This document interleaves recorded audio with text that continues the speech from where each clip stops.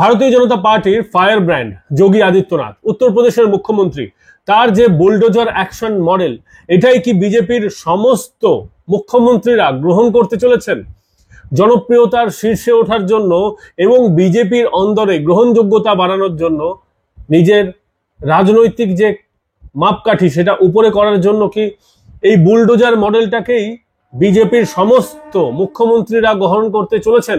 বড় প্রশ্ন উঠছে। কারণ যোগী আদিত্যনাথের বুলডোজার মডেলের পরেই আমরা দেখলাম উত্তরাখণ্ডেও বুলডোজার মডেল শুরু হয়েছিল। এবার সরাসরি ভনিতা না করে বলছি, দিল্লিতে শুরু হয়ে গেছে বুলডোজার মডেল। দেশের এখন শুধুমাত্র মমতা বন্দ্যোপাধ্যায় মহিলা মুখ্যমন্ত্রী নন, দিল্লির মুখ্যমন্ত্রী রেখা গুপ্তা, তিনিও মহিলা মুখ্যমন্ত্রী এবং বিজেপির মহিলা মুখ্যমন্ত্রী। বিজেপিকে আর কেউ বলতে পারবে না যে মহিলাদেরকে বিজেপি ঠিক ভালো জায়গায় সম্মান দেয় না, আসন দেয় না। আর রেখা গুপ্তা প্রথমবার ক্ষমতায় বসেই বুলডোজার মডেলটাকে আয়ত্ত করতে শুরু করেছেন। ঘটনাটা ঠিক কি ঘটেছে জানেন? দিল্লির ফরিদাবাদে একটি জায়গা আছে, তার নাম হচ্ছে নেহেরু কলোনি। আমাদের কলকাতাতে বিভিন্ন জায়গায় আপনারা দেখেন না, বস্তি গজিয়ে ওঠে, প্রথমে একটা দুটো বাড়ি, তারপর 5-10টা বাড়ি, তারপর একটা আস্ত বিরাট কলোনি। নতুন কোনো ঘটনা নয় কলোনি গজিয়ে ওঠা, কিন্তু সেই কলোনিকে ধূলিসাৎ করে দেওয়া, এটা কিন্তু ভারতের রাজনীতিতে একটা নতুন অধ্যায়। ভারতবর্ষের বাসিন্দাদের জন্য অনুপ্রবেশকারীদের মুক্তাঞ্চল যেটা ভারতবর্ষ জুড়ে হয়েছিল, সেটাকে গুড়িয়ে দেওয়ার সময় এসেছে, এটাই মনে করছে ভারতীয় জনতা পার্টি। এবং প্রথমবার মুখ্যমন্ত্রী হয়ে তিনি যখন এসেছিলেন, তার এটাও কিন্তু একটা নির্বাচনী প্রতিশ্রুতির মধ্যে ছিল যে অনুপ্রবেশকারীদের বিরুদ্ধে তিনি ব্যবস্থা নেবেন, এবং নেওয়া তিনি কিন্তু শুরু করে দিয়েছেন। এই যে বলা হচ্ছে দিল্লির ফরিদাবাদের নেহেরু কলোনি, সেখানে এক্স্যাক্টলি কত বাড়ি আছে সেটা কিন্তু সরকারিভাবে জানা যাচ্ছে না। একটা অনুমান করা হচ্ছে 8 থেকে 10 হাজার বাড়ি আছে, কাঁচা এবং পাকা মিলিয়ে। এবং বাড়ি বলতে আমরা বোঝাচ্ছি স্থাপত্যের কথা, মানে সেখানে বাড়ি আছে, মন্দির আছে, মসজিদ আছে, অনেক কিছু আছে, এবং সেখানে বেশ কয়েকটা মসজিদ আছে, এবং সেটা নিয়ে কিন্তু এখন উত্তেজনা কিন্তু একদম চরমে। ঠিক কি হবে, ঘটনাটা ঠিক কি ঘটেছে? ঘটনাটা ঘটেছে যে দিল্লির পুনর্বাসন বিভাগ, হিন্দিতেও বলা হয় পুনর্বাসন বিভাগ, তো দিল্লির পুনর্বাসন বিভাগ একটা নোটিশ চিপকে দিয়েছে। সেটা হচ্ছে 10ই জুলাইয়ের মধ্যে, এই যে 10ই জুলাই, চলতি মাসের 10 তারিখ, 10ই জুলাইয়ের মধ্যে ওই এলাকা খালি করে চলে যেতে হবে। সরকার বলছে যে এই জমিটা হচ্ছে সরকারি জমি, এবং 30 বছর আগে স্বাভাবিকভাবে তখন কংগ্রেসের শাসনই ছিল।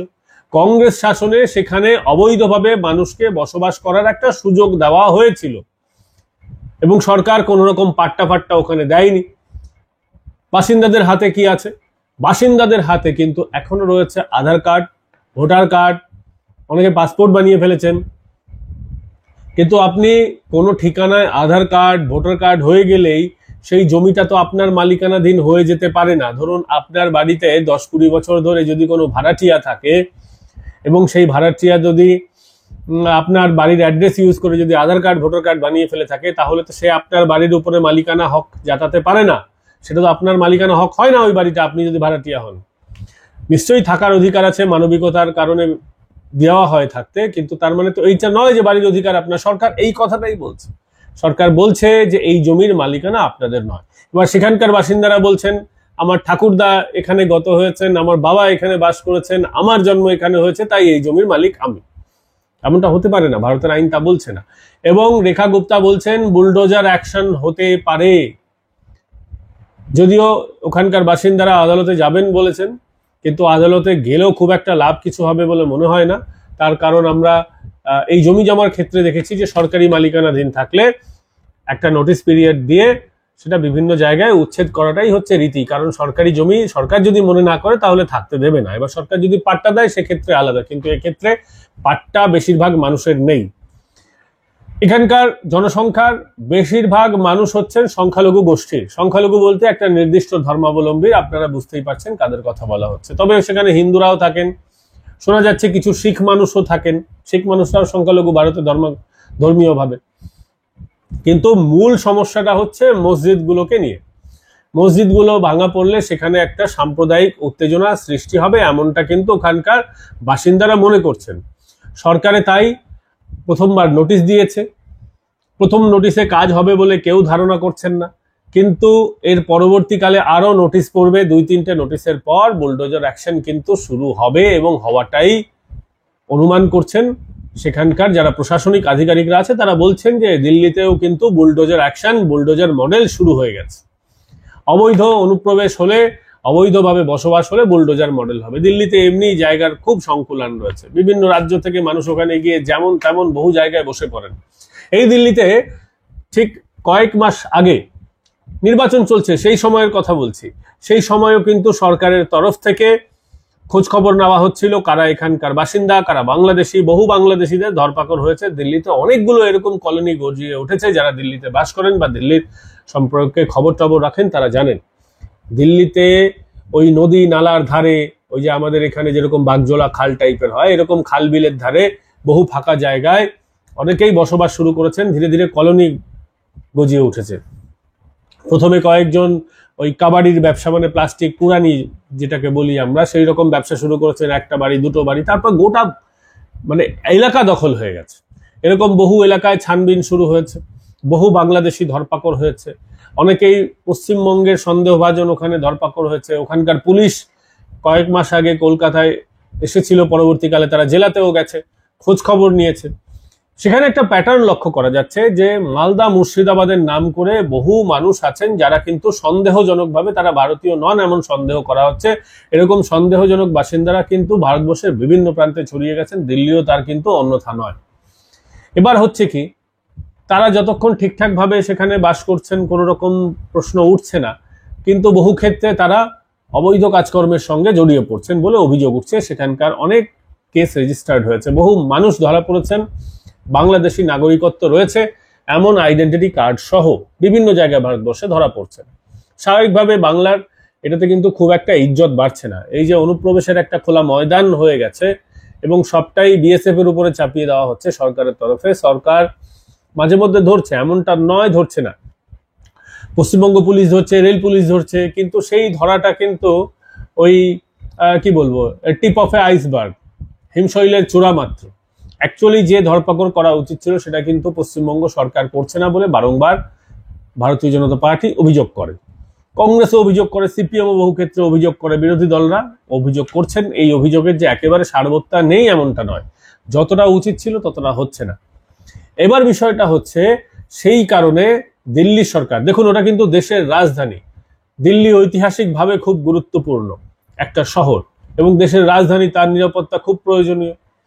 এবং এই সমস্ত জায়গাগুলোকেই যারা দেশ বিরোধী শক্তি আছে সেই শক্তিগুলো এই ধরনের জায়গাগুলোকেই লুকিয়ে থাকার, আস্তানা গেড়ে বসে থাকার ঘাঁটি হিসেবে ব্যবহার করতে পারে, এমন কিন্তু গোয়েন্দা রিপোর্টে বারংবার এসেছে।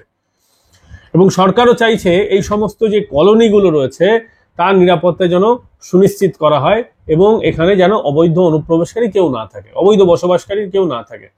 প্রত্যেক দেশের একটা রাষ্ট্রীয় ব্যবস্থা আছে, সিস্টেমের কথা আমরা বারংবার বলি। সেই রাষ্ট্রীয় ব্যবস্থার মধ্যে যারা আনফিট তাদের বিরুদ্ধে সরকার চাইলে কিন্তু ব্যবস্থা নিতে পারে এবং ব্যবস্থা নিচ্ছে, এবং সেই ব্যবস্থা কিন্তু এখন বেশ কড়া হাতে নেওয়া হচ্ছে।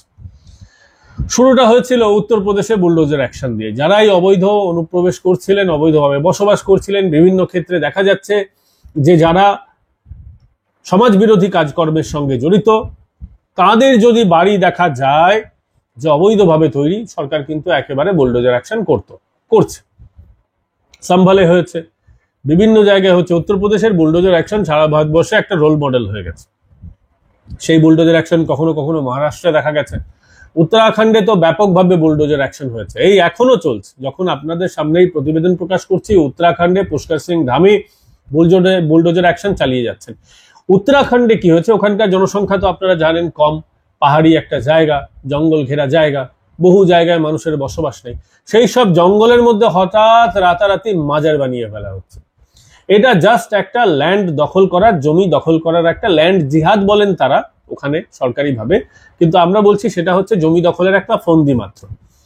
আপনারা পশ্চিমবঙ্গে বিভিন্ন জায়গায় দেখতে পাবেন রাস্তার ধারে একটা এরকম করে একটা ত্রিভুজাকৃতির মাজার বানিয়ে দিয়েছে। সেখানে কোনো ধর্মীয় মানুষ বসবাস করতেন না, এবং ধর্মীয় মানুষ বসবাস করলেই সেই জায়গায় কেউ যদি 4-5 দিন বসে পড়ে, 4 বছর 5 বছর বসে কিছু ধর্মীয় কাজকর্ম করে, কিন্তু জমির মালিকানা না থাকলে এভাবে তো অবৈধ মাজার বানানো যায় না, অবৈধ মন্দির বানানো যায় না। কিন্তু আমাদের দেশে তো এটা হয়, অবৈধ মন্দিরও হয়, অবৈধ মাজারও হয়।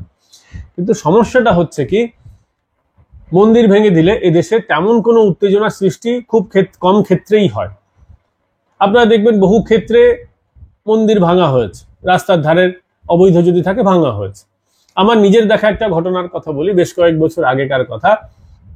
কেষ্টপুরের যে খালটা আছে, মানে কেষ্টপুর থেকে নিউ টাউনগামী যে রাস্তাটা, সেই রাস্তার উপরে বহু মন্দির নির্বিচারে ভেঙে দেওয়া হয়েছিল, জাস্ট উন্নয়নের নাম করে।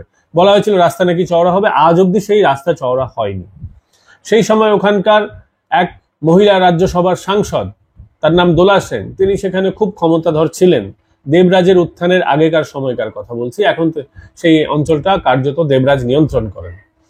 ব্যারাকপুর সংসদীয় জেলার তিনি সভাপতিও নির্বাচিত হয়েছে। তার উত্থানের আগে যখন দোলা সেনের ওখানে রাজত্ব চলতো, তখন রাস্তা সম্প্রসারণ নাম করে বহু মন্দির ভেঙে দেওয়া হয়েছে, এবং সেই মন্দিরগুলোর মালিকানা নিয়ে প্রশ্ন ছিল। এবার কি হয়েছে, কিন্তু সেই সময় কোন রকম সাম্প্রদায়িক উত্তেজনা দেখা যায়নি।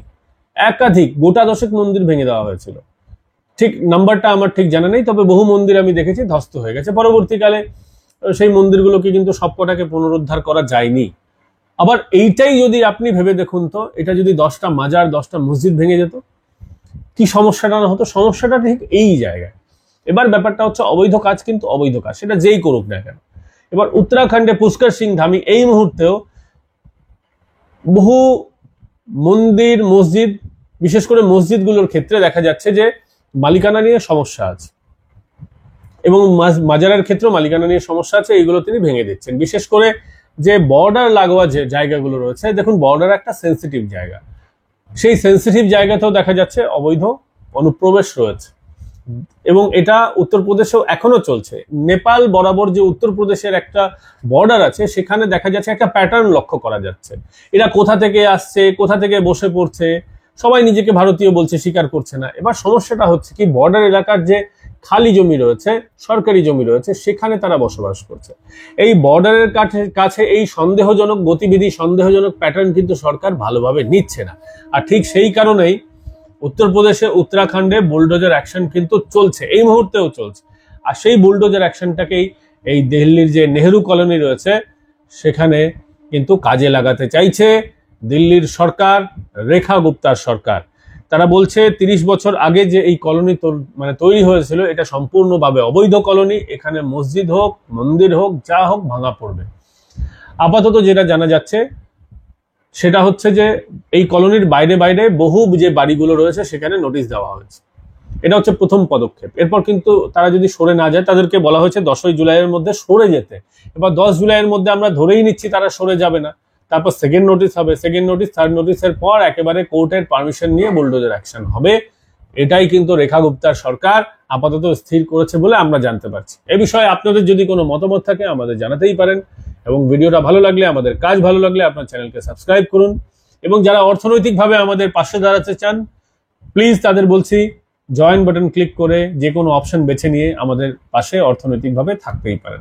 এছাড়াও নিচে দেওয়া নম্বরে আমাদের ইউপিআই এর মাধ্যমে, গুগল পে, ফোনপে এর মাধ্যমে আপনাদের সামর্থ্য মতো সাহায্য করতে পারেন। সুপারস্টার, সুপার চ্যাট পাঠিয়েও আমাদের সাহায্য করতে পারেন। আগামীকাল ফের নতুন কোনো বিষয় নিয়ে দেখা হচ্ছে আপনাদের সঙ্গে। ভালো থাকবেন, সুস্থ থাকবেন। আগামীকাল ফের দেখা হচ্ছে।